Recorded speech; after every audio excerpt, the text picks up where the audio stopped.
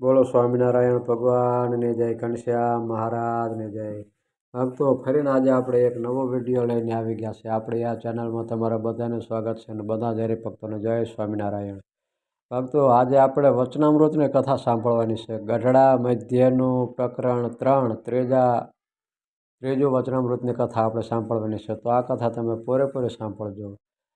ભક્તો, તમારા ઘરે જો ભગવાનની મૂર્તિ હોય, હરિકૃષ્ણ મહારાજ, ટપુજી મહારાજ કે 2 ફૂટની ઘનશ્યામ મહારાજની મૂર્તિ હોય અને એમના વાઘાની ખરીદી તમારે કરવાની હોય તો તમે અમારી પાસે ઓનલાઈન વાઘા મગાવી શકો છો. અમારી પાસે બધી જ સાઇઝના ભગવાનના વાઘા મળી રહેશે. અમારો મોબાઈલ નંબર છે 63 54 45 14 82. આ નંબરમાં ફોન કરીને વધારે માહિતી લઈ શકશો. જય સ્વામિનારાયણ. ભક્તો, આપણે હવે કથાનો આરંભ કરીએ. ગઢડા મધ્યનું પ્રકરણ 3ની જે આપણે કથા કરવાની છે. તો આ કથા પૂરેપૂરી સાંભળજો અને આ ચેનલમાં નવા હોય તો આ ચેનલને તમે સબસ્ક્રાઈબ કરી દેજો, જેથી કરીને આવનારી બધી જ કથા તમારા સુધી પહોંચે અને બધી કથાનો લાભ મળે.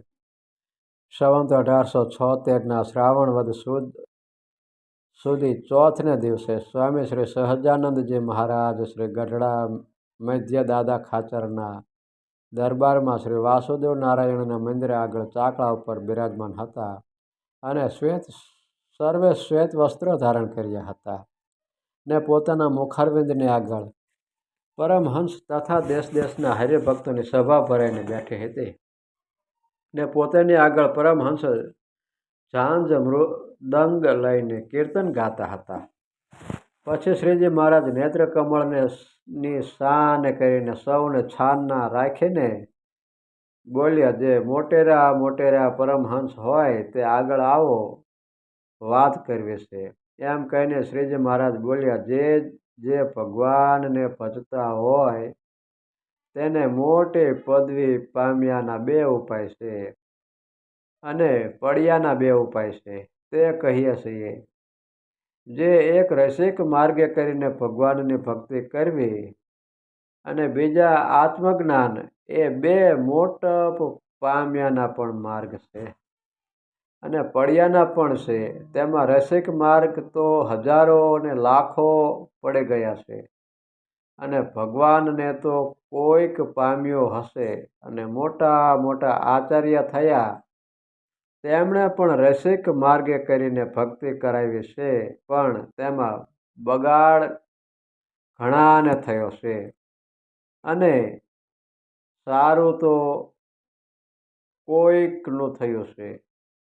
જે રસિકપણે કરીને જ્યારે ભગવાનનું વર્ણન કરે ત્યારે ભગવાન ભેળું રાધિકાજી તથા લક્ષ્મીજી તથા તેની સખીઓ તેનું પણ વર્ણન આવે અને જ્યારે સ્ત્રીઓનું વર્ણન આવે ત્યારે તો તેના અંગનું વર્ણન થાય. ત્યારે વર્ણનના કરનારાનું મન નિર્વિકાર કેમ રહે? અને ઇન્દ્રિયોનો તો એ જ સ્વભાવ છે, જે સારો વિષય હોય તે ઉપર જ પ્રીતિ હોય. અને રાધિકાજી, લક્ષ્મીજી તેના જેવું તો ત્રિલોકીમાં કોઈ સ્ત્રીનું રૂપ હોય નહીં અને જેના જેવી કોઈની બોલી પણ મીઠી ન હોય, એના જેવી કોઈની બોલી મીઠી પણ ન હોય અને એના દેહનો સુગંધ પણ અતિશય હોય. માટે એવા રૂપને દેખીને અથવા સાંભળીને કયા પ્રકારે મોહ ન થાય? એ તો થાય જ. અને લેશ માત્ર જો મન વિકાર પામે તો તે કલ્યાણના માર્ગમાંથી પડ્યો. માટે રસિકની રીતે જે ભગવાનને ભજે તેને એ મોટું વિઘ્ન છે. અને બ્રહ્મ જ્ઞાનમાં તો આવી રીતે અવળું સમજાય છે. જે બ્રહ્મ છે તે જ પ્રકૃતિ પુરુષ રૂપે થાય છે અને પછી તે જ બ્રહ્મા વિષ્ણુ શિવ રૂપે થાય છે અને પછી તે જ બ્રહ્મ સથાવર જંગમ રૂપે થાય છે અને તે સથાવર જંગમ રૂપે જે આકાર તેને વિશે રહ્યા, જે જીવ તે રૂપે પણ બ્રહ્મ થાય છે. એવી રીતે બ્રહ્મ જ્ઞાનને અવળું સમજીને પછી સમજનારો પોતાના જીવને પણ ભગવાન જાણે છે. જ્યારે એમ સમજનારો ઉપાસનાનો ભંગ થયો, માટે એ પણ ભગવાનના માર્ગ થકે પડ્યો. એવી રીતે બ્રહ્મ જ્ઞાનમાં પણ ઉપાસનાનું ખંડન થાય એ મોટું વિઘ્ન છે. જે સમજીને સર્વના કારણ અને સર્વના સ્વામી એવા જે ભગવાનનું તેનું જ ખંડન થયું. માટે એમ સમજનારો પણ કલ્યાણના માર્ગ થકે પડ્યો જાણવો. અને એ બે માર્ગ છે તે કલ્યાણના છે, અને એ બેમાં વિઘ્ન પણ અતિ મોટા છે. માટે જે કલ્યાણની ઈચ્છતો હોય તેને કેમ કરવું એ પ્રશ્ન છે, તેનો ઉત્તર કરો.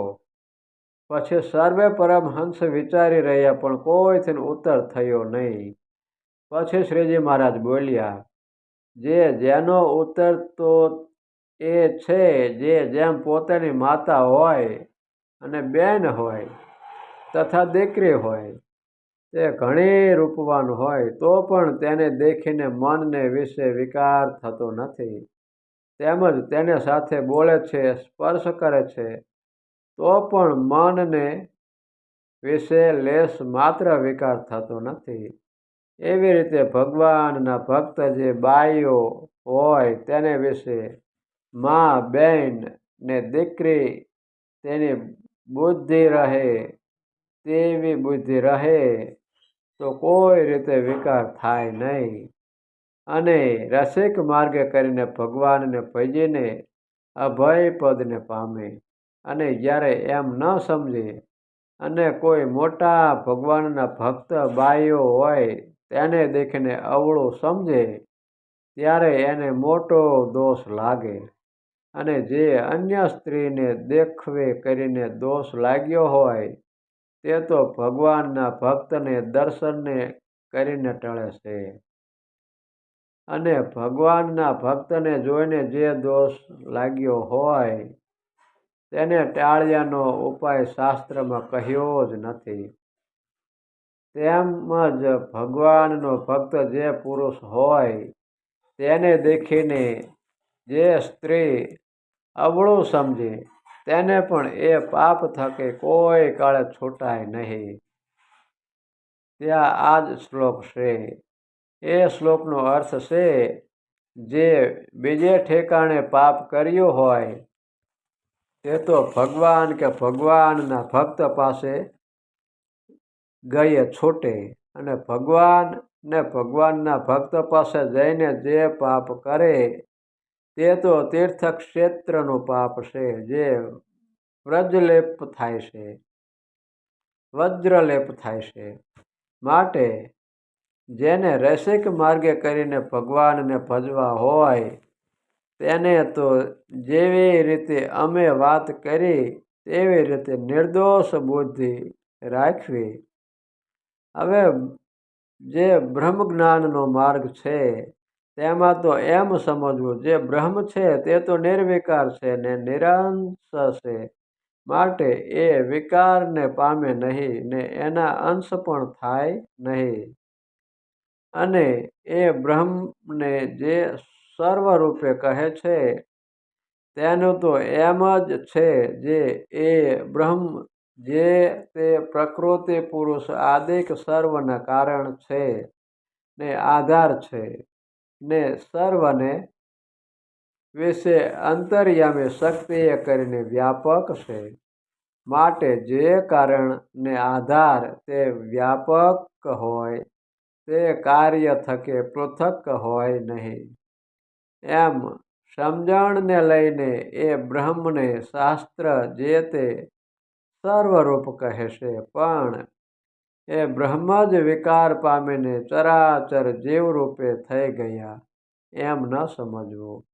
અને એ બ્રહ્મ થકી પરબ્રહ્મ જે પુરુષોત્તમ નારાયણ તે નોખા છે ને એ બ્રહ્મના પણ કારણ છે ને આધાર છે ને પ્રેરક છે એમ સમજીને પોતાના જીવાત્માને એ બ્રહ્મ સંગાથે એકતા કરીને પરબ્રહ્મને સ્વામી સેવક ભાવે ઉપાસના કરવી. એવી રીતે સમજે ત્યારે બ્રહ્મ જ્ઞાન છે તે પણ પરમ પદને પામ્યાનો નિર્વિઘ્ન માર્ગ છે.